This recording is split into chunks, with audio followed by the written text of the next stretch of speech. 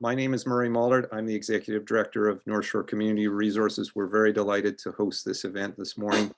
Before we begin, I do want to acknowledge that I, sitting where I am, and our office at North Shore Community Resources and all the work we do is located on the unceded ancestral lands of the Coast Salish people, including the Squamish Nation, the Tsleil-Waututh Nation, and the Musqueam Nation. And I think it's very appropriate to acknowledge our friends and neighbors in the First Nations, given that we're building homes on their ancestral lands for our community. A quick introduction to North Shore Community Resources. If you don't know about us, we are a social service agency that does a variety of and has a variety of programs for the community, from childcare to seniors programs. Our mission is to design and deliver programs and services that enhance well-being through enhancing social connections, empowering our community members, and encouraging community participation. So the two programs that are particularly relevant for hosting this event are our Community Housing Action Committee, which Don Peters is the chair of, and he'll talk a little bit more about that as he moderates this forum today. But we also run something called Democracy Cafe, which is a platform really to nurture citizen and residents' participation in democratic life. And we all need a little bit more of that these days. And this forum really aligns with Democracy Cafe's purpose in the sense that we do a lot of work around voter engagement. But of course, when we ask people to vote and encourage people to vote, we want them to be informed. And this program this morning is really an opportunity for people to hear from the various candidates in the parties around their affordable housing platforms. So next, I'm just going to invite my colleague Nader Sarani to say a few words about the sort of tech rules that we've got today. Thank you, Murray. Good morning, everyone. Thanks for being here. I'll just take a few seconds to put out some technical reminders. Everyone is on mute for the duration of this session, just because of the format. We kindly ask that you stay on mute, and if you have any questions or comments, you can enter those into the Zoom chat box. This meeting will also be recorded for future use. If you run into any technical difficulties during the meeting, you can private message me in the chat box, or you can call me on my direct landline, which is 604-982-3301. And yeah, thank you so much, and back to you, Murray. Thanks, Nader. So now I'll hand it over to Don Peters. As I say, he's the chair of our Community Housing Action Committee. Don is a long time soldier in the effort to promote and encourage and find more housing and affordable housing on the North Shore. And we're so lucky to have him work with us at North Shore Community Resources. Dawn, I'm going to hand it over to you to moderate and explain the program for today, and looking forward and introducing our candidates, of course, and looking forward to hearing from them. Dawn. Thank you, Murray, and excuse me, thank you also, Nader. My name is Don Peters, and I chair the Community Housing Action Committee, which is a long-standing affordable housing advocacy group of some 20 members. Our mission is to increase the stock of affordable housing for lower and moderate income and vulnerable populations on the North Shore who have difficulty accessing appropriate housing. These include single parent and young families, working poor, the physically, mentally, and developmentally disabled, low-income seniors, and youth. We work collaboratively with all levels of government, developers, and in an independent and non-partisan manner, and we do not endorse any particular party or candidate for elected office. So we're very pleased to host this election event this morning, and we'll be underway in just a moment. By way of a further introduction, I point out that, as we all know, we have a growing housing crisis in this country, and tragically, the North Shore is no different. For us, for everyone, this is a critical election. So I welcome you all to hear what the parties have to say on this eve of the election. about this particular crisis. Indeed, there are other serious matters at play as well, we know, but this morning, the conversation is about housing. So let's get on with it. I'm pleased to introduce to you the four candidates with us this morning. First of all, Mr. Patrick Weiler, West Vancouver, Sunshine Coast, Cedar Sky, Liberal.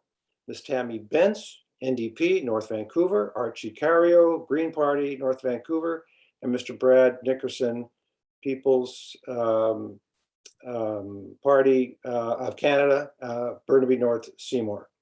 The Conservative Party, as Murray mentioned, has declined to participate. So we appreciate their willingness, your willingness to run for Parliament and for appearing here this morning. So here's how the morning is organized. I think you've seen these. You've been asked to select a representative to speak about the housing crisis generally in Canada and or specifically here on the North Shore.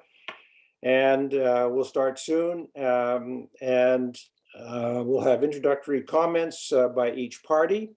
Each representative to speak for no more than 3 minutes. I will run a clock, do the best that I can here. And following that, the introductory period, we'll move to the 4 questions, which you all have. Those will be for 4 minutes, your answers for 4 minutes. And I have a speaking order, which I'll tell you as we approach it. So, and then we'll wrap up until 12 o'clock, and so we're ready to get underway. So for introductions then, ladies and gentlemen, for 3 minutes each, we have Mr. Cario first, followed by Mr. Nickerson, and then third, Mr. Weiler, and Tammy Bence is fourth. Mr. Cario, you have 3 minutes. Thank you, Don, for that introduction, and I thank North Shore Community Resources for putting on this event. I'm speaking to you from the unceded territory of the Tsleil-Waututh, Squamish, and Musqueam peoples, and it's a pleasure to see my other candidates here, Tammy, Brad, and Patrick, for this discussion about a very important issue facing the country, and in particular facing the North Shore. I've been living in the North Shore for most of my life. My family moved here in 1953. I've seen substantial differences in housing and the makeup of the population. My family home on Grand Boulevard cost $15,000 in 1953. It was a lovely 3-bedroom property right on the boulevard. And of course, the other day I happened to talk to the current occupant, and he was quite optimistic. It's probably valued in the range of $2.5 to $3 million. So it's been quite a change over the last 68 years. And I think that this relates to the fact that North Shore is a lovely place to live, and it's also a very, shall we say, limited land capacity because of the mountains and ocean. Because of that limited land capacity, I think we're faced with the issue of densification. Now, my background is I have a degree in geography from Simon Fraser University. I looked at going into urban planning after geography or law.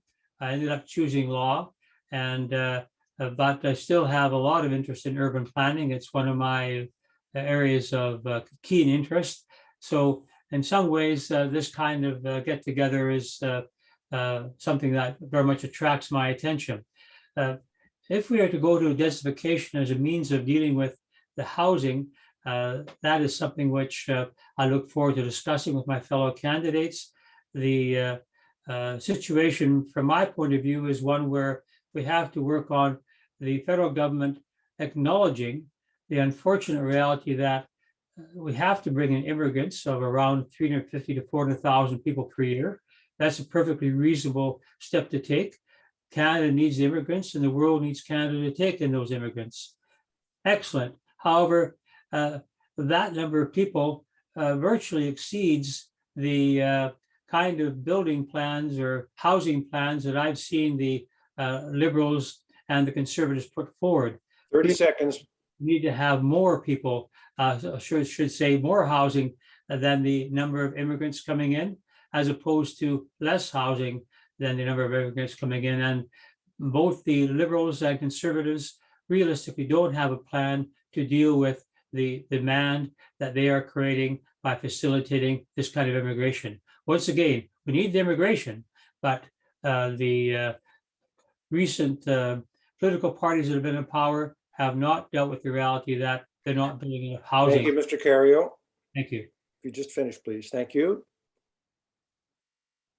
Next, Yes, Don, in previous debates I've been in, they've given us a notice of something like 10 to 30 seconds prior to our end time, so that we have, shall we say, a means of closing off. I did say 30 seconds, Mr. Cario. Did you not hear me? I'm sorry, no, I didn't. Pardon me. Did the rest of you hear me? Yes. Okay. Mr. Nickerson, welcome. You're up. Yes, thanks, Don, and thank you to CHAC for a gracious invitation to speak before you. I'm going to take this a little bit different approach. Whatever I've been involved in these meetings, I try to figure out where I can add some value to the discussion. So Burnaby North Seymour is the one district that is in 2 municipalities. So we are part of the same region, but we're not actually part of the same sort of geographical location. And so where I'd like to perhaps add some value is going to be in the larger regional questions. I don't think there's a one size fits all approach, but I also think that we have to address this from a regional perspective because it's a regional problem. In terms of the structural issues and the affordability crisis in North Vancouver, I'm a longtime North Burnaby resident, and I'm here also to learn. So from you all in terms of what the issues that you're addressing. So I'll be listening very carefully to what you have to say. The other area where I'd like to potentially contribute is in the area, the broader macroeconomic factors that are affecting housing in the Lower Mainland and many places around the world in sort of the jewel cities like Sydney and Vancouver, San Francisco, what have you. And in that regard, my background is in business at Simon Fraser University, but I was more or less a joint major with economics, and my first macro prof was John McCallum, who went on to become a cabinet minister in successive Liberal governments. The housing policies and issues is not a federal issue, as we all know. It's a provincial and municipal area. So the question, so I think the macroeconomic issues are something that is important to address because that's actually the area where the federal government can have more meaningful impact. My party does not support simply creating a top-down method of throwing money at a problem. We'd like to see more local solutions developed, and then the federal government invited in at a more mature phase to say, okay, now where can we help and what you've agreed on, rather than sort of a vertical, hierarchical, bureaucratic approach emanating from Ottawa. I think throughout Canadian Federation, that's never been a very successful model. And those are my opening comments. Thank you, sir. Our third speaker this morning, to introduce himself, Mr. Patrick Weiler. Mr. Weiler. Thank you, Don, and thank you to North Shore Community Resources for hosting today's important debate, for those that are joining in, and for my fellow candidates for being here. It is unfortunate that Conservatives are not represented here, but they've, of course, been very scarce on debates on the key issues we face in our region. Be that as it may, for those who don't know me yet, my name is Patrick. I grew up right here in West Vancouver, and it's been an honor and privilege to serve as your MP for West Vancouver, Sunshine Coast, Sea to Sky Country for the last 2 years. I come at this work from an environmental and Aboriginal law background. I'm a professional that's worked in this country and around the world, where I've been fortunate to see from and learn from different perspectives, and to be able to collaborate in different ways where I've been able to learn from different communities. And I got into politics to serve my community. I wanted to be able to apply the skills and knowledge I learned in my career to make life better for those in the region I've always called home. And when the pandemic hit, we were all reminded of the important role that government plays in our lives. And the federal government has stepped up in more and different ways when it was needed most. And this is also very much true in housing, as we're going to discuss today. We all know that housing is a big issue, or else we wouldn't be here today. And the issue is quite personal for me, as the only one speaking here that's not from the generation that hit the housing jackpot, being probably 2 decades younger than my nearest competitor. And that's why I focused on this issue from the day I was elected. I proactively reached out to every organization I could find in my riding working on housing, whether that's our community host here, Birch on Bowen, Sunshine Coast Affordable Housing, the Whistler Housing Authority, and more. And we have dedicated folks that want to build healthy and inclusive communities. And these are communities where people that work here can afford to live here and where their children can too.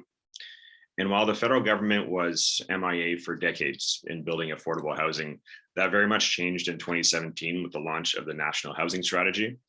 But its programs are still not very well known by community housing groups that had learned to rely on BC Housing, which of course has many issues of its own. So I've committed myself to getting them the information they needed so that they can benefit from the National Housing Strategy programs. And I've brought the minister in charge of housing in front of them so that they could share their perspectives with him and also get his advice. I've also used my platform as chair of our caucus in BC to advocate for why we needed more money for affordable housing. And that's why the program went from a $40 billion program to a $72 billion program.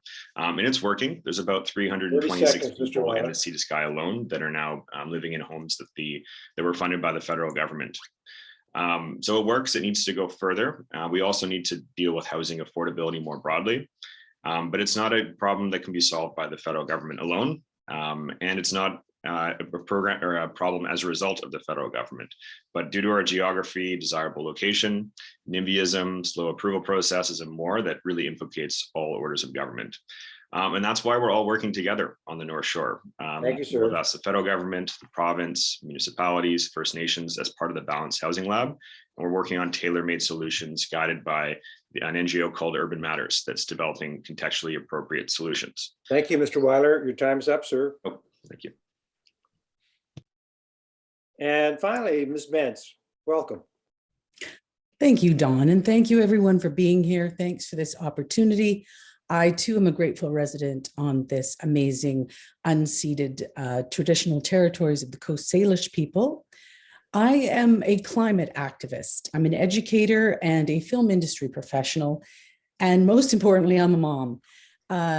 Through my volunteer work with Dogwood, and as well as my social justice background in film and theater, I became moved to run in this election because I have not been represented in government, and it's time. So I came to the North Shore over 20 years ago due to its proximity to the mountains and to raise my son because it was a more affordable option than living in Vancouver at the time. But now my son's grown and he's going to college and he is faced with no hope to live in this amazing city that we have invested in and come to really love. He's not alone. You know, all of my mom friends are seeing their kids have this same issue, and you're all seeing your kids and grandkids have this issue of having to leave the city just when they need extended family help the most. Just when they're having a young family of their own and they need us to help them, they have to move somewhere else. Conservatives and liberals have been the party in power for over a century. They have not been listening to us, their constituency, the everyday working people who make it function. We fund this city, we fund this province, we fund the country, and yet we are not represented. Instead, we see our services like childcare and healthcare shrinking while our wages do not increase to help us. And we keep being told that this is what we need to expect. I think there's something better. So that's why I'm running with the New Democrats, because it's the only party that is about investing in people and society rather than big corporations who continue to pollute our planet unchecked, receive tax breaks and bailouts. There is money to rebuild our services and create a better Canada, but there's never been the political will in the government to properly fund it. Now's the time for change. That's why I want to be part of this movement and work with the NDP, because I want us, the everyday people, to be running the show. I think now with our social 30 media, seconds, Ms. Bentz. we have smart, young, active people who are with us, and they no longer are fooled by government who is lining their pockets with big money. We're going to make the government accountable. The money is there to look after our citizens, so let's make sure that it goes there and not into some polluting foreign investor and shareholders. Better is possible with the New Democrats. Thank you. Right on time. Thank you, Ms. Bentz. Well done, all four of you. We move now to the second part, the speaking order will be for question 1, and I will read the question for people in the audience who don't know them. And this question period will be 4 minutes per candidate each for each question. And the first question is this: what are the most serious structural causes of the affordability housing crisis we are now facing here on the North Shore? And what do you want your party to do about them? And the speaking order is Mr. Nickerson, followed by Mr. Weiler, then Mr. Cario, and Ms. Bentz. Mr. Nickerson, you have 4 minutes, sir. Thanks, Don. I'm going to touch on 2 of the most significant structural causes of the affordability crisis regionally and in your municipality and mine. And I'm going to also touch on something that I believe has been long neglected and needs to be dealt with. And I'll deal with that first. And what that issue is the question of the fact that our state inventory is being used by transnational organized crime to launder money. It's the elephant in the room that has not been adequately investigated and is not, in my view, even be accurately reported, except for a few examples. For instance, a book recently called Willful Blindness by an investigative reporter. So what I have advocated for in every one of these meetings where this question has been asked is the following: is that this is something the federal government is actually the only level of government capable of adequately addressing, giving the resources required. And that is a interagency task force made up of all of the major enforcement agencies, from the RCMP to FinTrack, Border Security Services, and the Federal Prosecution Service, in terms of providing the resources required and the budget required to address this problem and putting it to a stop. The next thing we need to know is how many empty homes are there in the Lower Mainland. We do not know, but I know from the reports I'm receiving from my canvassers on the North Shore and in North Burnaby, there's a great deal. The other thing we need is the Federal Parliament of Canada to look at the Criminal Code of Canada and put together racketeering laws along the RICO statutes they have in the United States to seriously address this problem. The Liberal government's plan to ban foreign ownership is not ultimately helpful, because as we in British Columbia, an awful lot of these transactions are going through either cutouts or through numbered companies. So what effect is that going to have? The other one has to do with macroeconomics, which I mentioned before. This begins because the financial system collapses in 2008, 2009, because they had turned American housing into a casino, and it melted down the market. We never recovered from that. They kept punting the problem down the road. And now we're in this super low interest rate environment where, in fact, the value of a thing is how much money you can borrow against it. And the central banks know this is the problem, but they don't have a plan B. So yes, you as Patrick noted, you've got this lucky generation, say over 55, that hit the number, and they all think that because their health is now worth $2 million, they must be really brilliant. No, they're not. They're lucky. That demographic votes at a very high rate, over 90%. The people most affected by this are young people, young workers, and other disadvantaged groups, which you've all spoken to. They vote at a rate of around 30% from the last data that I saw for the BC election. The younger generation, the millennials, the Gen Ys, is however they're referred to, they need to get politically engaged, because governments and political parties focus on 30 seconds, sir. Focus on what voters think. And I think that it's time for my generation to start being a little more responsible in terms of what of the generations coming in behind us, our children and our grandchildren, and start wondering in what's in terms of our society's general best interest than merely in our own. Those are my comments. Thank you, sir. Right on time. Thank you, Mr. Nixon. Mr. Weiler, sir, you're next.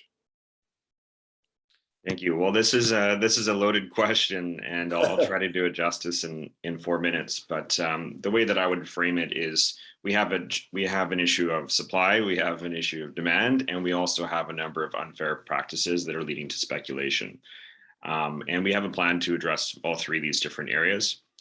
With what's in our platform this year, we've committed to build, preserve, or repair 1.4 million homes in the next 4 years. That's 30% more than the Conservatives have proposed in their platform. And one of the things that's really causing issues is the development approvals process is very slow.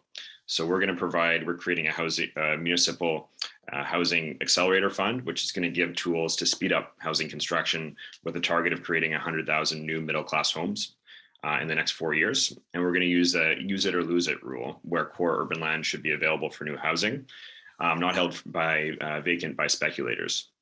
We're also going to work, building on what we did in the budget this year. We're going to work on converting empty office space into housing with another $600 million investment. And really important for the North Shore is we're going to help generations of families live together by introducing a tax credit for renovations necessary for another family member to move in. On the demand side, these are things that are all going to chip away at the high cost of housing. We're going to double the tax credit to $10,000 to help with closing costs. We're going to introduce, particularly for folks generally in my generation that just getting into the housing market, we're going to create a new home buyers savings account for people under 40, so they can put away money tax-free without the restrictions of using their RRSP. And they'll be able to save up to $40,000 with this, so tax-free in, tax-free out. We're going to introduce a rent-to-own program. I won't get into that too much right now because I know we're going to talk about that later. And then we're also going to make the first-time homebuyer incentive more flexible, so that Canadians have the option of a deferred mortgage loan as an alternative to the current shared equity model. We're also going to lower the mortgage costs through CMHC, which will save about six grand for the typical Canadian. We're also going to deal with some of the issues around speculation we're seeing. And we're going to introduce a home buyer's bill of rights, which is going to ban blind bidding, which is pushing up the cost. Establish a legal right to a home inspection so people know what they're getting. We're going to ensure price transparency on the history of recent house sale prices. And we're going to require real estate agents to disclose when they're involved in both sides of a transaction. And building on what the province has actually done in British Columbia, we're going to ensure that there's a publicly accessible beneficial ownership registry. And to Brad's point, this will ensure that we know who the actual beneficial owners are, whether they're behind a blind trust or a numbered company. And really important, this is something that I've worked on myself, is we're going to create federal oversight of the housing market by establishing a Canadian Financial Crimes Agency to be able to investigate and combat all forms of major financial crime, including the presence of money laundering, which we know is in the housing market here. But we're going to do it in a way that rather than teach law enforcement how to do accounting and finance, we're going to get accounting and finance experts to be inside this agency and to be able to help out on this and to be able to tackle it a little bit more. So this is a really important step, and also improving some of those relationships with FinTrack and the provinces and territories to be able to tackle that more. We're going to bring in a ban on foreign ownership of houses for the next 2 years, but we're going to have a caveat that if someone's moving here to live, then that won't be in place. But we're also going to expand on the tax of vacant, non-Canadian, non-resident owned real estate, so we don't see the type of empty homes we're seeing here. Lastly, we're going to crack down on rent evictions, and we're going to crack down on speculation by introducing a property flipping tax. So if someone holds a property for less than a year, they're going to be taxed if they sell it again. Thank you, sir. Thank you, Mr. Weiler. And we move now to Mr. Cario. Your 4 minutes, sir, begins right now. Thank you, John. With respect to some of the features raised by my fellow candidates, for example, Ms. Benz knows full well that they're not the only party that's there for the people. The Green Party is if I may say, one step beyond the the NDP when it comes to being for the people. We're not only for the people, but we're for the harmonization of the unfortunate inequalities that exist between individuals of all backgrounds. And not only that, I think that I should comment on a few things that were raised by Mr. Weiler and his indications. To have some kind of age limit on being able to save for housing is frankly preposterous. To make a 40-year age limit on any kind of plan, such as saving for housing, does not make any sense. Now, it's fair to say that perhaps for a first-time buyer, you could have that kind of limit, but nothing to do with age would stand up to scrutiny under the Canadian Charter of Rights and Freedoms. It could certainly be challenged very effectively and very quickly. It'd be a waste of time for the federal government to be back in court, which it so often is in dealing with these kinds of issues. And one of the features that triggered my thinking when Mr. Weiler was speaking, and I think it's a positive thing, I thank him for raising the idea in my mind, is that I currently have a family in France who are buying property. Now, I'm saying that only because, interestingly enough, in France, it's the vendor that has to provide, prior to even being able to consider selling, a full and comprehensive assessment of the property done by professionals. In other words, the onus is on the vendor to establish that the property is ready and properly up to date and always prior to sell. This would be an excellent feature to have, I think, in the Canadian real estate market. Whether or not the federal government would have jurisdiction to impose that, I think, is another question, because we must keep in mind that the 4 levels of government in Canada, being the Indigenous nation development, the municipal government, the provincial government, and the federal government, leads to limitations on what the federal government can do in a number of areas. For example, I don't think that any attempt by the federal government to prevent the purchase by foreigners of real estate in Canada for a period of 2 years would stand up under any kind of constitutional challenge by a province. Now, once again, federal government should be careful to avoid going to court. It's a waste of money and a waste of time. Now, what I can say with respect to what the federal government can do, I think, is that the federal government's in a position to incentivize municipalities to develop property. And that means that anyone listening here who thinks that the federal government has the, shall we say, the golden handshake that can open the doors for people to build and develop properties is unfortunately mistaken. It's really your mayor and council that have the control over the land. 30 seconds, Mr. Carrier. Thank you. Can only work on incentivizing the municipalities through various programs with CMHC and so on. And there is money laundering going on. And I think there's been some good ideas expressed about how to control that and analyze that. We have to be able to work in that area. However, that's not the kind of housing that we're discussing here today, from what I can see, in terms of the more modest housing for those who are in need. Thank you. Thank you, sir. Right, bang on time. And finally, Ms. Bentz, your 4 minutes begins right now. Thank you. On the North Shore, there are 2 serious structural causes that are pertaining to the affordability of the housing crisis. Supply, as Mr. Wheeler pointed out, and the financial ability of our constituents in need of this product. So there is a complete lack of supply on housing units, let alone affordable ones in the North Shore for any young person or even a couple starting out to be able to live here. The most recent CMHC survey showed that the city of North Van has a vacancy rate of 0.5%, and the district has a whopping 1.2% vacancy rate. So there are literally no units available. The financial ability of the people seeking the product, it's now at a point on the North Shore where teachers, nurses, electricians, carpenters, plumbers, film workers in my industry, people with good paying union jobs cannot afford to live here. So what kind of community do we grow where the very people that we need to thrive in our city can't afford to live here? Who then coaches our kids on the teams? Who fundraises for the schools and volunteers to help the food banks and the homeless shelters and organize community events that bring us together? And why is this happening? Because under our century-long governance of liberals and conservatives, the government has allowed this to happen. There was federal housing. We'll get to that later. There isn't anymore. So they also have allowed foreign buyers to come in and scoop up all our real estate with no regulation on actually living in the community or contributing financially with their income tax. Indeed, many of our larger houses, as Patrick mentioned, are not even inhabited. So these same governments allowed unchecked house flipping. So I'm really glad that the Liberals want to do something now, especially with one of their candidates who is indeed a house flipper.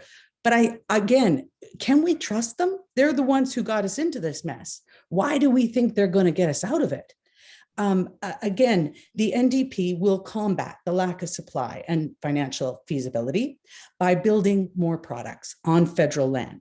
We want to get 500,000 affordable quality units built in 10 years, half of that done in 5 years. So again, unlike the Little Mountain Housing Project, that was a debacle for the provincial Liberals, in that they didn't even have the contract stipulate that anything had to be completed by the end date.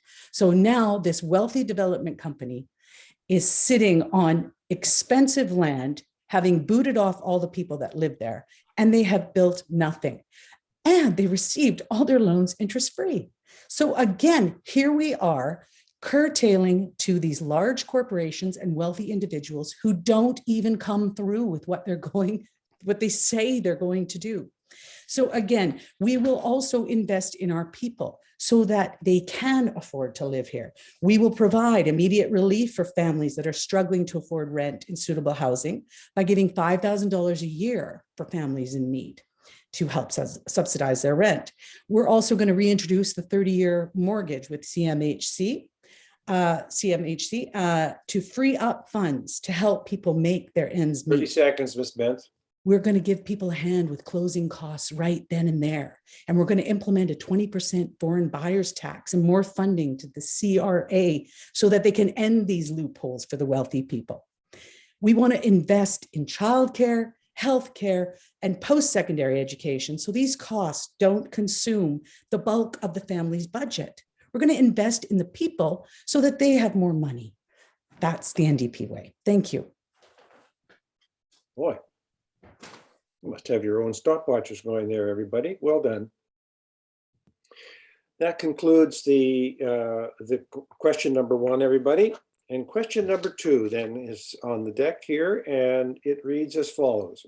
In the early 1990s, the federal Conservatives, replaced by the Liberals in 1993, jointly decimated Canada's successful social housing program, and we have never recovered, thanks to endless promises and slogans, fiscal austerity, privatization, and the financialization of housing. If your party forms government, what are you going to do about providing low-income and homeless housing? And our speakers lineup is first Mr. Weiler, then Ms. Benz, Mr. Cario, and finally Mr. Nickerson. Mr. Weiler, you have 4 minutes, sir. Well, I'll just start by taking issue with the premise of this question, because while that may have been true 4 years ago, it's not today, and I'll explain why here. So in those 4 years, we have helped more than 2 million Canadians find places to call home through new builds, repairs, renovations, and rental subsidies. So that's 2 million more people with a roof over their head in that time. And the way that we've done this is what I mentioned earlier, which is bringing in the now $72 billion national housing strategy to make housing more affordable and addressing chronic homelessness. And of course, as I mentioned before, this started as a $40 billion project 4 years ago, and it's now up to $72 billion. And we've introduced legislation recognizing the right of Canadians to access adequate housing. And we've brought in what's called the Canada Housing Benefit Agreement with every province and territory. And right here in BC, earlier this year, we launched this, the Canada BC Housing Benefit, which now supports more than 25,000 households across BC with monthly rent. And this is going directly to those that are most vulnerable. And it's making a huge difference across our province. We've also committed about $1.7 billion for distinctions-based housing strategies for First Nations, Métis, and Inuit communities. And we're supporting housing by co-developing with Indigenous partners an urban, rural, and northern Indigenous housing strategy, creating an Indigenous housing center, which will see Indigenous people overseeing federal Indigenous housing programs. And this is precisely what the Aboriginal Housing Management Authority, which is, of course, an organization located in West Vancouver, has directly asked for. Particularly on supportive housing, we do have a program called the Federal Lands Program, where the federal government is making federal land available to build supportive housing. I know in my riding, it's been successful in Gibson's in taking former RCMP land and converting that into a supportive housing project, which just opened earlier this year. We've also, last fall, we launched what's called the Rapid Housing Initiative, which is a $2.5 billion program, which has created over 9,200 new units of affordable housing across Canada. And this is, as the program implies, a rapid program. These units are going up quickly to help the most vulnerable. And what they're doing, what this program does is it actually converts existing buildings like hotels or other buildings that are not being used right now to their fullest extent and converts them into supportive housing. And there's been over 300 units in the last year that have been built through this program in the Greater Vancouver area. On top of this, as part of the National Housing Strategy, we have a program called the National Co-Investment Fund. And what this program does is it's the federal government partnering with other levels of government, whether that's municipalities or the province, sometimes both, and bringing together multiple sources of funding to be able to build affordable housing for people to live in. And this has been successful in my riding, I know in Whistler. And we do need more of this funding on the North Shore. And a big challenge is, of course, creating the space and the zoning for that, and dealing with sometimes some of the concerns that the community has about building in supportive housing in the community.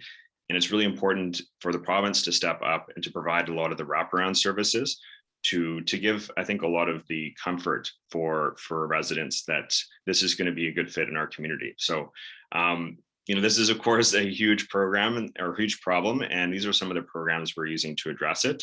And I could talk for a while, but I see my time's running out, and I'll look forward to following up on this in a minute. Well done, Mr. Weiler. Thank you, sir. Ms. Bentz, you're up. Your 4 minutes begins now. Thank you, Don. Yes, a major part of the long-term solution to halting this housing crisis is to plan to ensure that more affordable rental units are indeed built across Canada. So as such, the NDP's goal within the government is to ensure that we do create these 500,000 units. We want to dedicate $14 billion towards building them. And again, with this 10-year deadline of having them built, so that after 5 years, half of them will be built. We want to also establish fast start funds, streamlining the application process to stimulate the creation of more co-op and nonprofit social housing. We will enact that 20% foreign buyers tax on the sale of homes. And we also want to waive the federal portion of the GST, HST on the construction of new affordable rental units. Again, we want to provide resources to facilitate co-housing, such as model co-ownership agreements and connections to local resources. Again, as Patrick was talking about, work within the provincial government and the city, the municipalities levels, so that we can access financing that by offering the CMHC-backed co-ownership. Again, we want to invest in the people. That's the NDP's whole platform.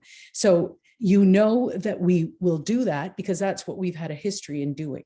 During the pandemic, we ensured that people got an actual living wage, not the $1,000 that the Liberals had proposed, but indeed upping that, doubling it to $2,000 so people could indeed stay home.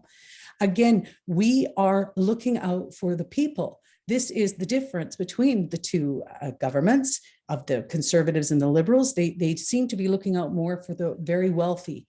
Again, some of these programs do take a long time, but I guess I question that because in the pandemic, we were able to take care of people immediately. When there was an emergency, we were there. So why can't we do that here? This is a crisis, as we've all agreed. Also, the fact that Canada's wealthiest 87 families collectively own the same amount as the lowest earning 12 million Canadians. We need to equalize that, plain and simple. This is a ridiculous state that we're in. We need to go after the ultra rich so that they pay their fair share so that we can invest in our low income people. And it doesn't have to be complicated. On Georgia Street, we see the modular homes. There are lots of ways to do this, and the NDP will be there for the people. Thank you. Thank you, Ms. Benz. Mr. Cario, sir, you are up and Thank you, Don. you start now. With respect to the previous speakers, I just wanted to highlight my understanding, for example, of Tammy's indications about the 14 billion program that the NDP have in mind. Now, I run on the theory that most housing is going to cost $1,000 a square foot these days. Could be more, could be less, depending on land costs. Probably the North Shore could be higher. But that said, at $14 billion, 500,000 units, that equals $28,000 per unit. The numbers don't crunch out, frankly. There's a problem with those numbers. I think it's important to perhaps take a little digression here, and that is look at the Trans Mountain Pipeline costs, for example. That pipeline, after we look into the West Coast Environmental Law's recent assessment from September 8th, is going to go from 12.6 billion to probably $13 billion in costs. That $13 billion could have built on the $1,000 per square foot approach, 400 square foot per person, 325,000 units. That's a question of priorities. The Green Party would not have bought the TMX pipeline, would have put in housing instead, 325,000 units at 400 square foot per unit, $1,000 a square foot, would have been a very practical way of dealing with the issue, in my view. And unfortunately, we have the Liberal Party in power. They initiated a plan, 2017. I'm very thankful for that. I'm sure we all are. It's very late in the day. Why it couldn't have been done in 2015 or 2016, I don't know. Why it couldn't have been done when we had other Liberal governments in place. It's very difficult to say. The Conservatives don't touch this at all. And as pointed out by Patrick very fairly, the Conservatives aren't even here to put forward their ideas on this very, very important issue. Now, the Green Party has one of as its very clear platforms, which is set forth in its book, a guaranteed livable income. The guaranteed livable income would include people being able to afford the rents within which the community within which they live. Now, it's difficult to imagine them being able to afford the kind of rents we have in the Lower Mainland. It's fair to say. However, I think we have to be practical here, despite what Tammy points out in terms of vacancy. They don't make any more land. And once again, we get down to municipalities. We have to get them to work on rezoning. And there is resistance at the local level by way of NIMBYism to the rezoning. And unfortunately, we all have to accept there needs to be a change in lifestyle. This change in lifestyle touches upon one of the most paramount features of the Green Party platform, that is addressing the climate crisis that we're facing. It's hard to say which is a greater crisis, the climate crisis or the housing crisis, but if we look at them together, we're going to have smaller housing for people. 30 seconds. Have more efficient housing for people. And the Green Party is going to pave the way to dealing with that through its guaranteed livable income. And it's going to pave the way for that by way of looking at the specific housing policies in their platform, which are quite comprehensive and do serve to support people being able to go forward. For example, there needs to be the CMHC and housing Canadian Mortgage and Housing Corporation needs to be revamped totally I'm Mr. Cario. so that we can move together and having housing available for us all. Thank you. Thank you, sir. And Mr. Nickerson, sir, you are up and your 4 minutes begins right now. Thank you. I'd like to break the question of into two parts, if I may. Okay. While incomes contribute to the rate of homelessness, low incomes contribute to the rate of homelessness, and particularly if you don't have a job, unemployment is much higher in Canada than Stats Canada information actually reveals. However, and there is obviously some overlap between low incomes and homelessness, but there's also causal elements that vary in very significant areas, and so that's why I like to break them down. In terms of looking at housing affordability, you use two elements. You're looking at what's the cost of housing, but you're also looking at real incomes. And now, by real incomes, I mean tracked to the rate of inflation over time. So a nominal income is I get a raise of 4%, but inflation is 10%, and that's so therefore I'm actually 6% behind. And over the last 30 years in particular, for all but the top 10% of Canadians, they've fallen behind in terms of real incomes, and that's played a role in affordability. It's not just a one-way equation of let's reduce the price of one, and therefore that's all we need to do. The reason we've got this imbalance in lower real incomes for all but the top 10% of Canadians is because of the result of imbalanced neoliberal trade policies. And what this has resulted in is that a factory worker's job can be outsourced to a low-wage country, but a lawyer's, a doctor's, or a politician's job cannot. Although I'm sure the guys at BlackRock are working on that. So part of the solution to housing affordability then has to do with policies that address income inequality and that also take trade policy and investment in reindustrialization into consideration. And that's something that, once again, this is a macro component that the federal government can uniquely apply itself to in consultation with all the other branches and levels of government, of course. The problem of homelessness has two key elements aside from low incomes or unemployment, and both are health issues. Mental health and addiction. And healthcare delivery is not a federal issue. It's a provincial issue. The funding mechanism is federal, but the delivery issue is provincial. So part of this, the problem of addiction, has to do with my earlier comment about money laundering, because the foundational point of this money laundering cycle is a function of illicit drugs being brought into this country, and that's where Border Security Services and the RCMP and what have you, have a role to play. The other the issue is, well, in terms of mental health.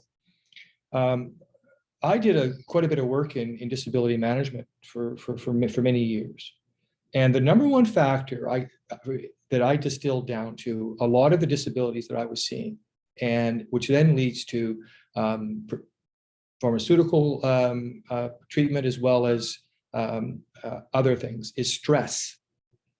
So what we have as a society, due to economic factors, due to work factors, due to lack of affordable housing, to lack of affordable childcare services, or the available of it all, is we have a population that's under enormous stress, and where there's 30 seconds, sir. There's also an absence of meaningful and well-paying work. So these are the macro components that fit into this, and the solution is not a simple one. But I think as the federal government, we would be the engine in finding those solutions. Thank you, Mr. Nickerson. And that takes care of question number 2, ladies and gentlemen. We move to number 3, and here it is. If 90% of the housing market is supplied by the private market, what are you going to do to reduce the cost of production? How about a green building tax exemption or other tax incentive? The order is Ms. Bentz, Mr. Nickerson, Mr. Weiler, and Mr. Cario. Ms. Bentz, your time, your 4 minutes starts now. Thanks, Don. Yes, this is to me very similar to question number 2, in that we generally want to reduce the cost of production to ensure housing affordability for the working people. So of course, we're going to dedicate those fast start funds. And then we want to spur the construction of affordable homes and retrofit our current buildings and homes to greener homes so that the cost to run them is cheaper in the end. In building these green homes and retrofitting homes, the other thing that the NDP will do is provide incentives because of our education policies, where we want to support and make accessible higher education. At BCIT, they have programs for carpenters that have become very specific for these green matters that we all have to do, because as Archie pointed out, what's the point in having a home if it's just going to burn down, because the whole planet is burning down? So again, we need to begin our climate action by retrofitting buildings and providing incentives to do this. So there's rebates for homeowners. There's also, like I said, when we get to the youth, we want them to be able to go get an education, and we need these people. I have a carpenter constituent who called me up and he said, Tammy, all the housing inspectors, all the carpenters, electricians, plumbers, they are all retiring, and we need a new way of doing things. Everything has become very specialized. So we need this workforce. We need to invest in our young people again, so that they can be the ones doing this. They'll have good jobs, they'll be creating better homes, and we will all benefit in the end. So it'll be twofold. By decreasing tuition costs, by eliminating student debt, we allow these people to go to school, no matter what age you are, because you can get retrained, as well as with the immigrants that are coming here. We can retrain them. Let's get them going on this so that we can reduce the cost of production in the end. Again, we also want to provide incentives for special groups that include Indigenous people, the elderly, and as I mentioned, the new immigrants. Incentives should be designed to follow the building construction trends, changing in population demographics and changing in energy tariffs and carbon taxes, as well as changes in the cost of the different technologies and systems. So we have to get on this, and we do need more incentives for renewable energy resources deployment, buildings with a different construction vintage, demolition, and renovation stages of the buildings. So again, by investing in the people, we will reduce the costs, because this will not be transferred over onto the producers. Thank you. Thank you, Ms. Vance. And I'll just reset that. And Mr. Nickerson, the question is yours, and your 4 minutes starts now, sir. Thank you. The most important cost factor in production of in the housing market is the cost of land. And the problem with the demand in the lower mainland for land in which to build inventory is that the price is not being driven just by local demand or income levels. It's being driven by what's called mobile capital. Mobile capital has become the comparative advantage in today's globalized economy, where you have hundreds of millions, billions of dollars looking around the world for some measure of return. And if they see an opportunity for a return, especially if we've had a rapidly rising housing bubble in the lower mainland, which we have since 2011, would probably be when I first began to track it, then you can't sever the housing prices and say, okay, now we're going to do this for the local population, people who live here, who work here, who go to school here, want to raise families here. As long as you're allowing this huge amount of effectively speculation from this roving mobile group of mobile capital, as long as you allow operate freely in your housing market.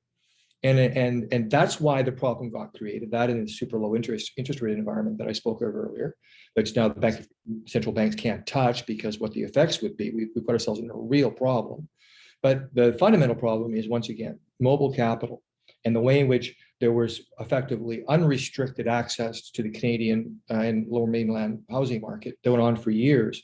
And now what do you do with it? And on the other hand, you've also now got a group of a demographic that boomers who made out very, very well, or people who said we bought at a prudent time, who are now relying upon the the appreciation, the value of their home, perhaps other factors of their lives, and those people vote. So it's, again, these are really complex questions, and we cannot address solutions until we actually, let's talk honestly about how we got here, because that's the problem we're trying to unravel. Those are my comments. Thank you, Mr. Nickerson. Mr. Weiler, you're up, sir, and your 4 minutes starts. Thanks, Don. First, I'd just like to say that I find it offensive for the NDP to say that they're the only party to care about the people. That's simply untrue, and it fuels the type of cynicism we're seeing in politics these days. Every MP from all parties I've spoken to cares deeply about their constituents, and otherwise they wouldn't be in this line of work. And also to say that the pandemic supports or the NDP is responsible for that is simply untrue. These were all things that were unanimously agreed to in Parliament. But to get back to our plan, we're going to build, restore, and repair 1.4 million new homes across the country. That's 30% more than the Conservatives. It's 7 times more than what the NDP has promised. And here's something that I've personally worked on. Of course, we launched the Rental Construction Financing Initiative in 2017, which provides low interest loans and mortgage insurance to support the construction of purpose-built affordable rental housing. And I personally pushed our Minister of Finance to expand it because it works well in BC, actually works better in BC than any other province. And we got that in the 2020 Fall Economic Statement. And under this program, borrowers are required to offer units that are accessible, rented at affordable rates, and adhere to high energy efficiency and greenhouse gas emission standards. So it's both good for renters, it's good for the environment, and over 10,000 new purpose-built rental units have been built in just the last few years. And that was before the additional funding that I helped push for. And really what it does is it deploys the federal government's ability to borrow at very, very low interest rates to allow developers to build purpose-built affordable rental. And it's been successful in my riding as well. There was 53 units of affordable rental built in Whistler with the Whistler Housing Authority that people are now living in. On the other side, to lower the cost of production, speed is important. So I mentioned the Housing Accelerator Fund earlier, and this is going to offer support to municipalities that grow housing supply faster than the historical average, increase densification, speed up approval times, tackle NIMBYism, and establish inclusionary zoning bylaws. And so this will greatly lower the cost when we're able to get things done quicker. I've heard some areas of Vancouver where it takes 5 years to get through the process, and that's just simply too long for a lot of developers, particularly when we're seeing these challenges that need to be addressed right now. On the North Shore, where all orders of government are working together, the city and the district of North Van, the district of West Vancouver, Squamish Nation, and the province as well, as part of what's called the Balanced Housing Lab. This is a program led by an NGO called Urban Matters that has been doing housing assessments across the province and developing purpose-built solutions. And some of those solutions we're looking for on the North Shore is building in some gentle densification in West Vancouver. That's going to mean allowing some townhomes and allowing a few properties next door to each other to be able to come together to actually build a little bit more density. On the energy efficiency side, we launched the Canada Green Home Grant a few months ago. This provides a $5,000 grant to do home energy retrofits. We're also about to launch a new program that's going to allow Canadians to access $40,000 at no interest to do some deeper renovations for the same purpose, to green your building, lower your energy bills, and also create local jobs, because that's really the win-win-win situation we want to be able to pursue. And moving forward, we're in the process right now of updating our national building codes to be net zero. And this is something that I've been personally involved in. And it's, again, some of these low-hanging fruits where we're able to reduce our emissions and save people money. And it's going to create lots of local jobs. So thank you, sir. Thank you very much, Mr. Weiler. And Mr. Cario, sir, your 4 minutes. Begin. Thank you, Don. Just wanted to respond to one of the questions put forward on the chat by Barry Fenton. I think it was a very good question, and it touches upon a Green Party feature of our platform very thoroughly. And his inquiry was, why don't the parties work more closely together. And the Green Party is all in favor of that. There are many good ideas being expressed by everybody here that's representing their respective parties. And frankly, it's desirable, I think, that we communicate about them and work on evolving a better program. But just to highlight the kind of response that Anna Paul, the Green Party leader, received in trying to reach out to other parties, and she referenced this at the recent English debate. She put out invitations to the other party leaders to meet with her to discuss moving forward on some features of housing and other issues. And no one, neither Liberal, Conservative, nor NDP, responded. Essentially, the lack of working together is a true problem when it comes to dealing with the kind of issues Canada faces, and in particular, something like housing, which is quite complex. And that said, there are many positive features of what Patrick is saying, associated with the federal policies. Unfortunately, can't agree with all of them, but some of them have good qualities. The reality is that the current building code, once you reach level 5, which is being approached by the 3 municipalities on the North Shore by way of building code requirements, is about as good as you can get in terms of green housing. I've spoken to one of the people that helped design the building code the other day, and essentially he indicates to me that except for very minor features, you build level 5 housing, you have green housing, you have a passive house that will basically take care of its own heating with very, very little, if any, assistance. Now, going forward, we have to think about mechanisms to help housing cost less, most definitely.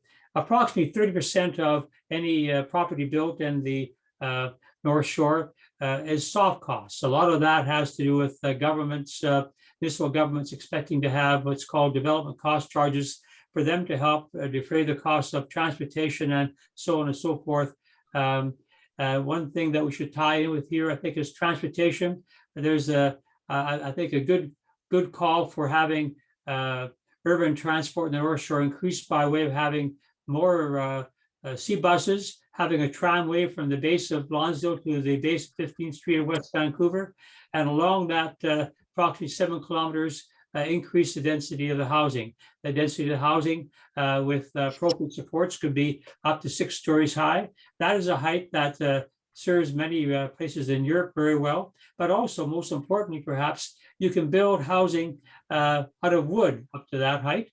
And wood is much less expensive than concrete. So if you go to 7, 10, 15 stories, you're going into concrete, costs much more per square foot to build. And using wood, of course, helps our economy here in British Columbia, and it also sequesters carbon when you build with wood. 30 seconds, sir. Another positive feature.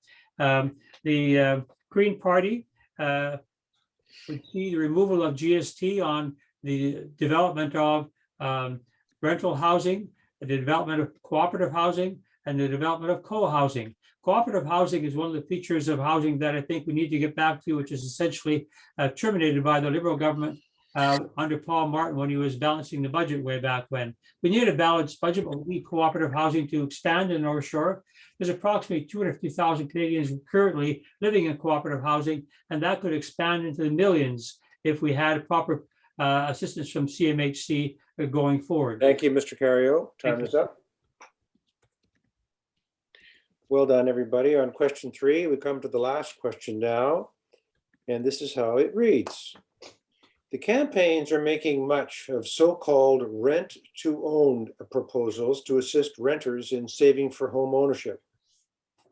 Since many, even middle-income Canadian renters, perhaps millions, can barely make it to the end of the month as it is, what good is this plan, even if tax-free?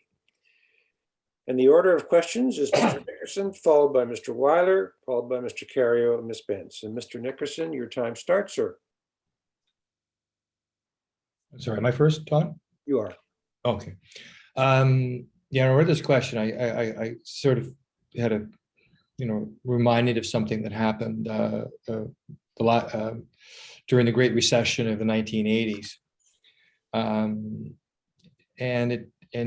it makes me a little suspicious that this so-called rent-to-own proposal to assist renters in saving for home ownership is really just a dodge to provide lucrative investment opportunities for landlords and other investors.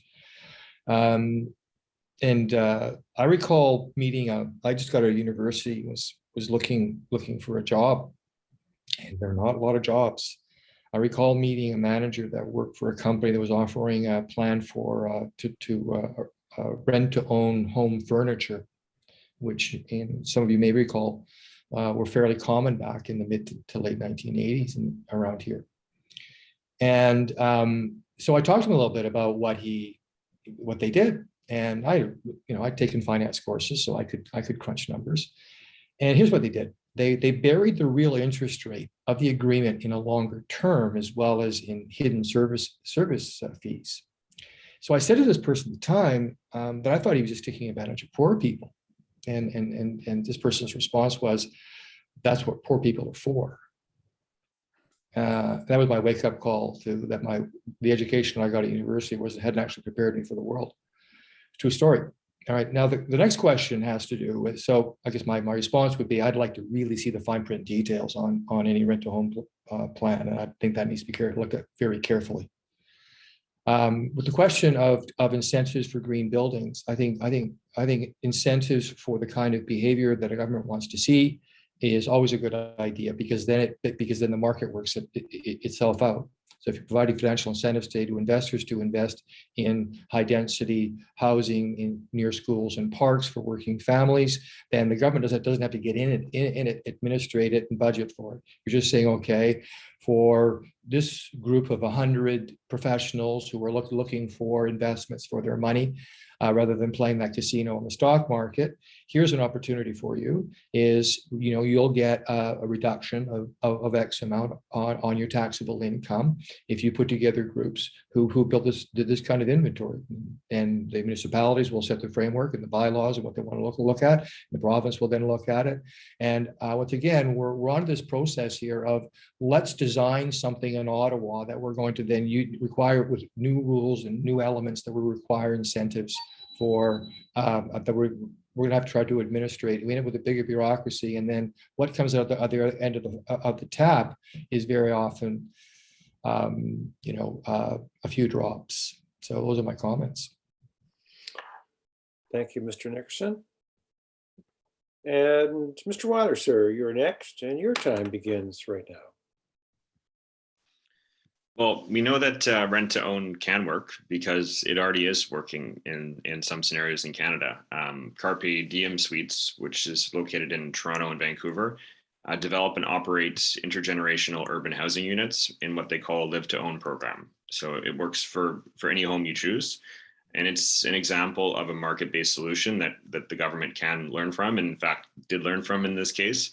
Because the market's creative and there's no harm in taking ideas from it. And I've actually met with Pat Frewer, who's a constituent in West Vancouver, who piloted this idea and actually founded this organization. And I think it makes a lot of sense. And he actually pitched it to CMHC. And lo and behold, this is a program that's in our platform. We've committed $1 billion in loans and grants towards creating a national rent-to-own program. So our plan is to work with private, not-for-profit, and co-op partners to create a pathway to home ownership for renters in 5 years or less. But to your question, what good is this program? I think this is, as part of Generation Squeeze, I can tell you it's a very important program. It's not a silver bullet by any way, shape, or form, but it's an important arrow to have in the quiver. And it's a smart policy because it gives a pathway to home ownership for young professionals and those that are going to be young professionals soon. So it's important for my generation, and more so for those younger than me that have good jobs but are finding it difficult to get into the housing market. And what they can do is to make rent. But this type of a program allows for those that are, say, in law school or med school, or perhaps doing their residency or their articles, to pay for rent to count towards home ownership. And it gives them a launching pad so that they don't need to wait until they're able to work their way up the ladder to start getting into the market. So that very much makes life better right now. And it'll be a game changer for so many young people who are still living at their parents' place, We're having to go to their parents to buy a home. So, or people that have given up on even ever owning a home. So these solutions are there, they exist. And I don't know if any of the other parties want to do this, but I think we have to get creative. And this is a creative solution that is going to be able to make young people homeowners. And so we need to use a smattering of ideas like this to really start making a dent into some of the housing challenges that we're seeing. And none of them alone are going to solve the entire problem that we have, but I think this is a really important one for that segment of society that are still, that are getting in good paying jobs, but are having to wait so long to get into the housing market, and getting more and more frustrated with the inability to get into it. So I think this will be a really important program, particularly for our region. And I know I've spoken to a lot of professionals that are asking for precisely this thing. So I think it's a good idea. I think we need to keep finding more ideas like this, keep learning from what's working in other parts of the country, what's working from around the world, and finding ways of being able to work that into our housing plans.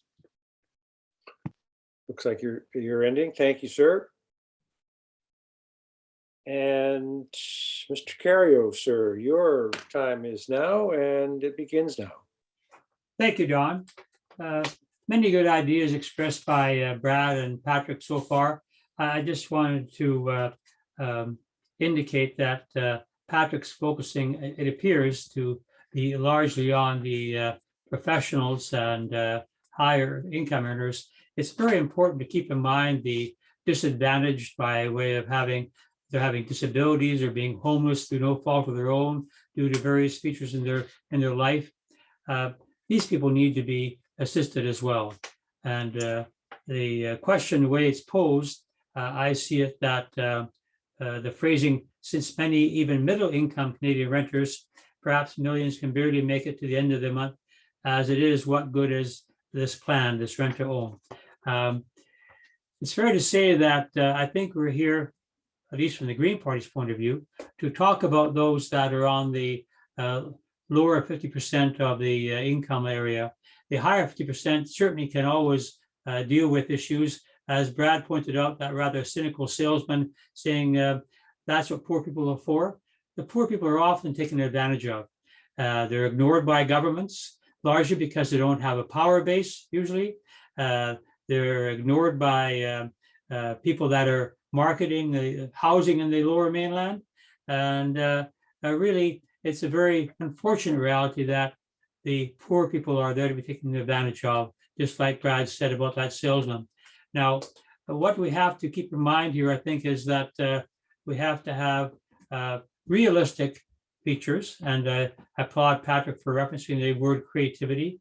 It does require creativity, and it's going to take government money, because the government, unfortunately, the federal government speaking of here, has largely created the problem by its absence from the housing area for approximately 35 years, from the 80s to 2017.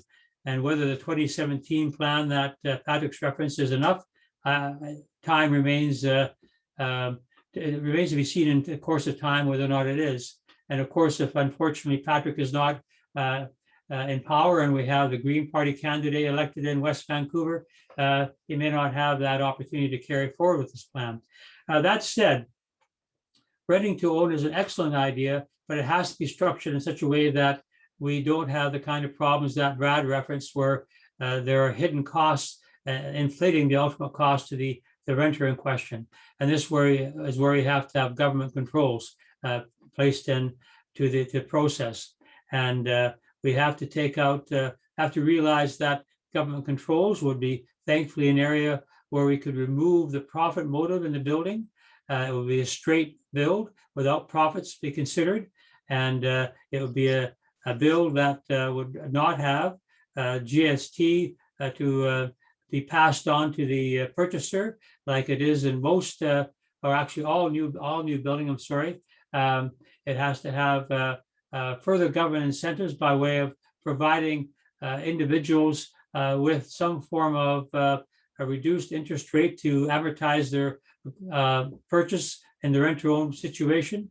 And they'll 30 have to have seconds, sir. probably a 30, thank you, a 30-year approach to mortgaging, perhaps even 40-year approach to mortgaging to keep the overall cost down.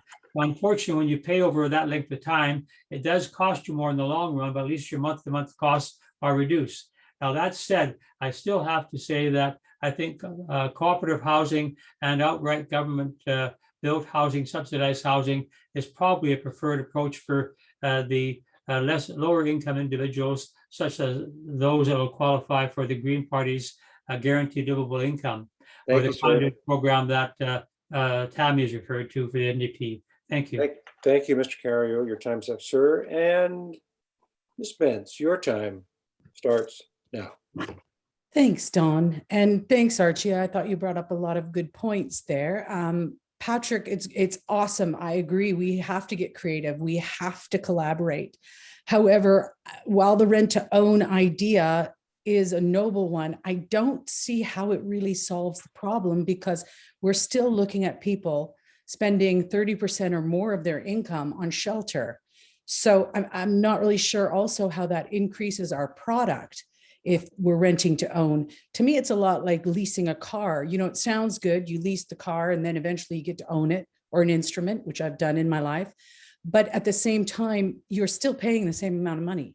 So it's not that you get a discount, you just get a chance not to have a down payment, I suppose. So for me, I guess I don't see this as the big solution here. Again, I agree with Archie. I'd like to see more subsidies from the government to help people, to help our lower income people, because again, these are the ones that are vastly falling off the cliff. It doesn't matter. They don't have the money to rent to own, so they won't be included in this. I guess I would also say that, again, the NDP has a policy to help people who cannot afford rent, the $5,000 a year for families in need, to help cut their costs so that they can have more money to spend on other things for their family. So again, I know that this is more of a liberal policy. Again, I would like to see anything that can help our housing crisis be diverted. I would love to see that in office. And I guess I just wanted also to refer back to Patrick's comments about, you know, I never once questioned the motives of people who are running for office. What I said, how they personally get into office. I disagree, though, that all people who run for politics are really focused on helping the everyday working people. So while I agree with you that that's not what I said. And also in terms of our pandemic money, yes, it was reached in government. We all agreed that $2,000 would be a good amount to help people really stay at home. But I guess I question, would that really have happened without the NDP pushing for it? Because Trudeau had initially proposed $1,000. So again, to me, it's the working together that does work. So to, again, put all our faith in a government that has already taken away all the public housing, it feels a little like insanity. You keep doing the same thing, expecting different results.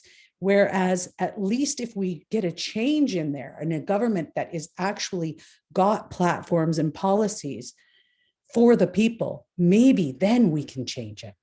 Thank you. Okay. Thank you all. That takes us to the end of this question period. And we're doing very well time-wise here.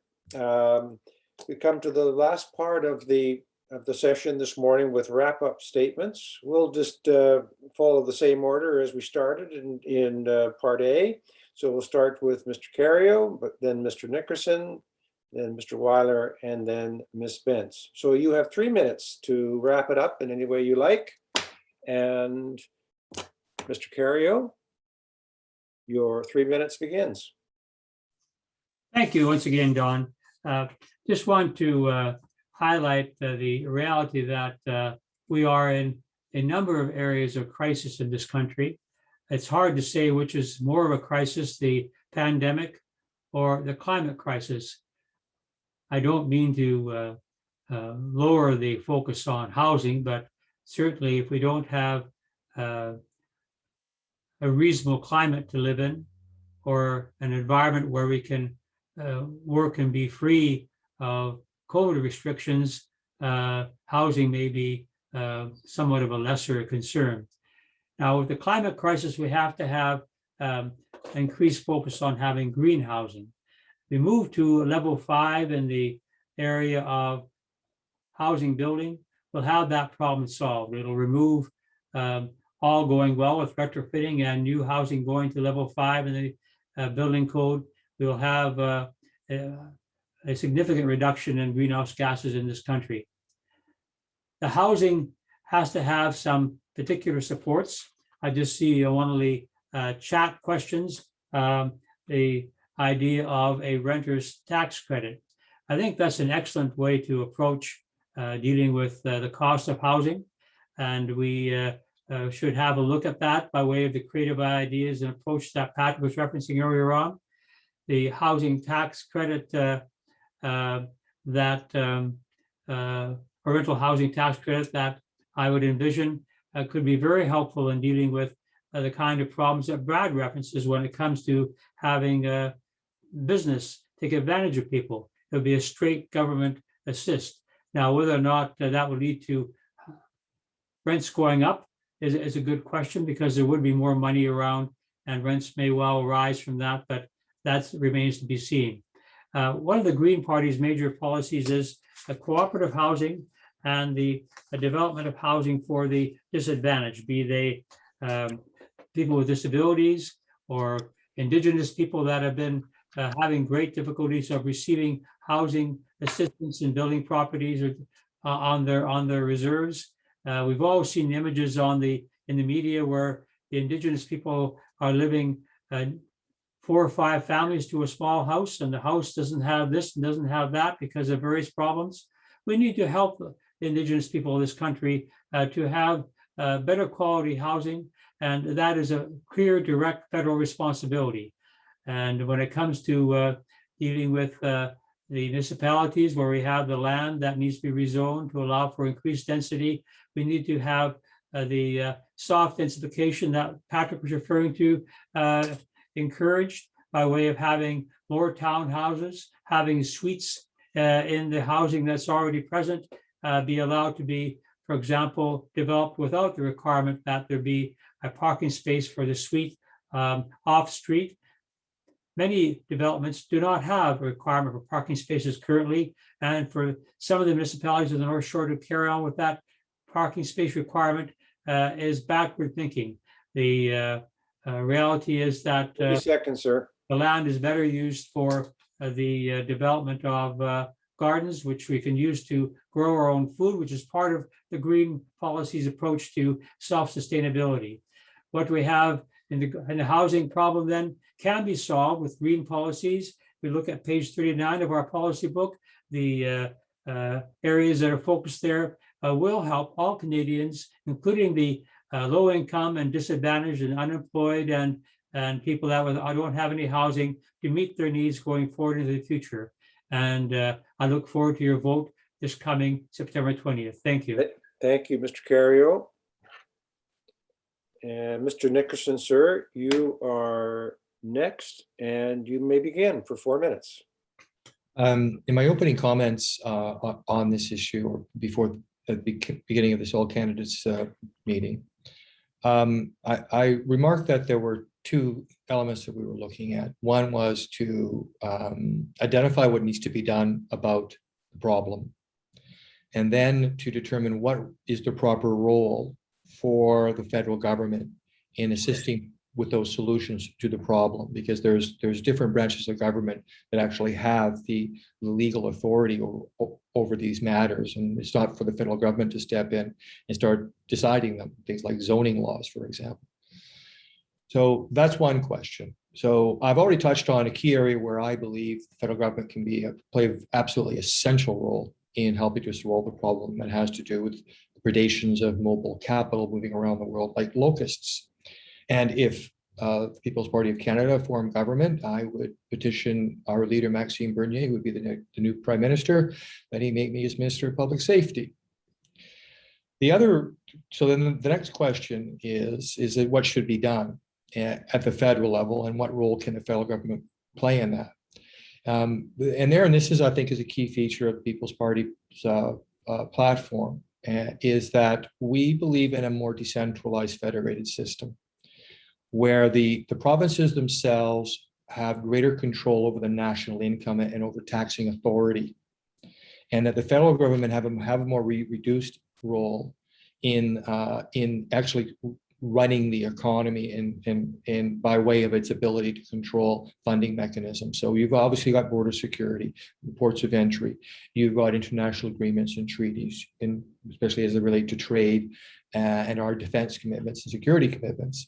You have the federal court system, which once again will be only a federal under federal purview. You have the Criminal Code of Canada, the overall tax code. There's a variety of things that only the federal government can do. But there's a lot of things the federal government is involved in that really the federal government doesn't have any business in. And I personally think that there's a lot of Canadians who get tired of these top-down solutions to local problems, because as we all know, as people who live in our communities, it's the people who live here who know best what the problems are and are the ones who have some of the best ideas about creative solutions. And those are my comments. Okay, thank you, Mr. Nickerson. Mr. Weiler, sir, your 3 minutes begins also. Well, thank you, Don. And I just want to start by saying thanks again to North Shore Community Resources for hosting today's debates. Thanks everybody for tuning in, for all the great ideas that all the candidates brought up.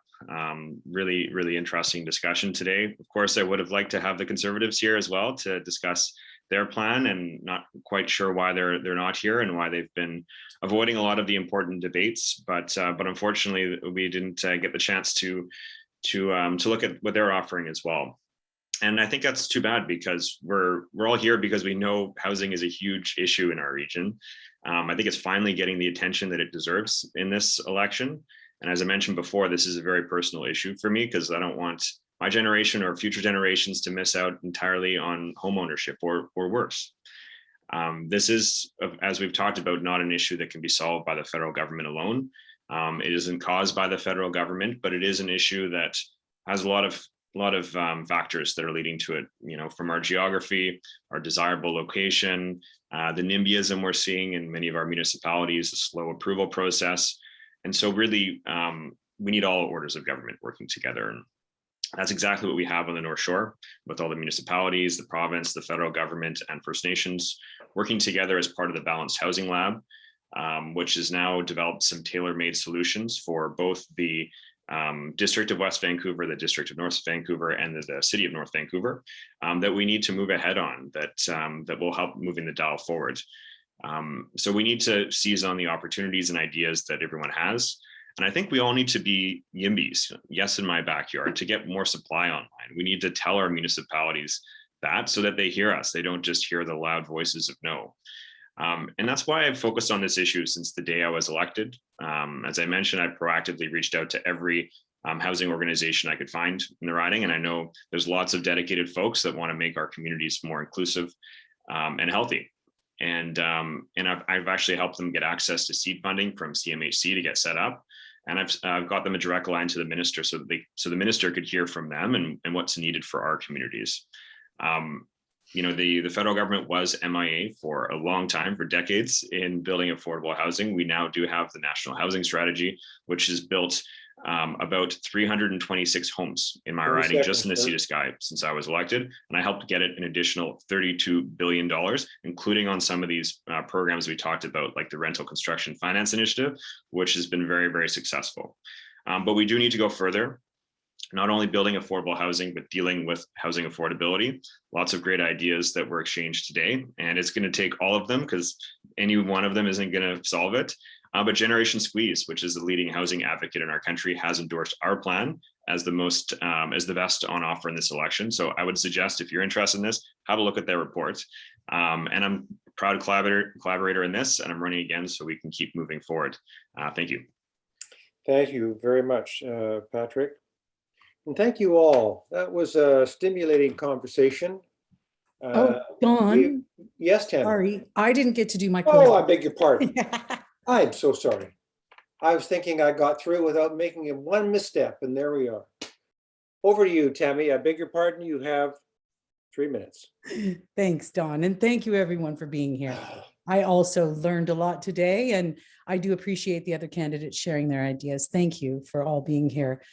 For too long, though, as long as a century, the Liberals and Conservative governments have worked against the middle class. We've seen a deterioration, and it keeps happening. So it's time for a new democratic orange wave of change that regulates corporations and the ultra wealthy to protect our everyday working people who make our communities thrive. This is who we want living here. It's time to invest in our people and society so that everyone can thrive and no one's left behind, including the homeless and the very poor. A government that works for the people does not buy pipelines that the people didn't want. It does not bail out large foreign corporations who continue to funnel money away from the very communities who sustain them. The New Democrats in the province have saved $7 billion, even in a pandemic with a lockdown, and helping people. So we know that it's possible to do and still have money left over. To paraphrase the words of the great Tommy Douglas, we keep electing black cats or white cats, and we are indeed the people of mice. Nothing will change until we get the mice up there. They will keep eating us until we're gone. So if we truly want change, we need to get the mice running the show. The New Democrats will go after the ultra rich and polluting multinational corporations with unlimited zeal. You can count on me to help look after our kids and our grandkids and the next generations to come, because I am not in this to further the agenda of big business. I'm here to listen to you, to the everyday working people, and ensure that your voices are heard and acted on. So I hope I can count on your vote for me, Tammy Bence, on Monday. And this will bring us a stronger community that serves us, leaves no one behind, because better is possible. Thank you. Thank you, Tammy. Thank you. And sorry about that little misstep, but I want to echo Murray's remarks in the chat line. I don't know if you have had a chance to see what he's saying, and the other questions and comments from our audience today.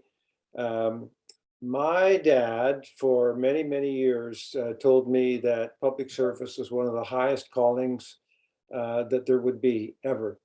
And when I listened to the four of you lay your ideas out to be praised or criticized by all and sundry, and are willing to serve your constituents, of which I am one, and it makes me proud. And I think that my old man was right. I think that for all of its messiness, in our issues and in our difficulties in getting to yes in politics, it's still probably the most noble of callings. And so I want to thank you all for putting yourselves out there.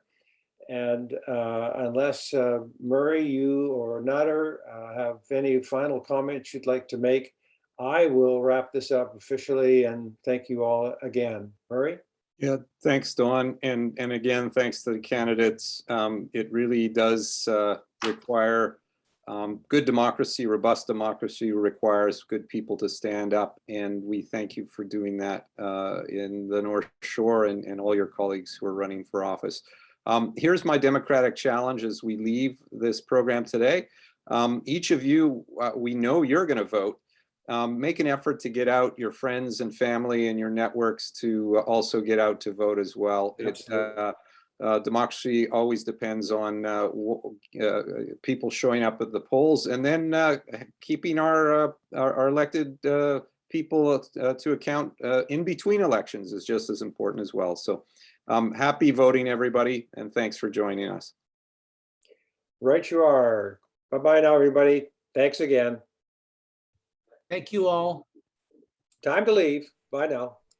Dawn and Nather, we could stay on here. All right, I won't leave. Goodbye, everybody.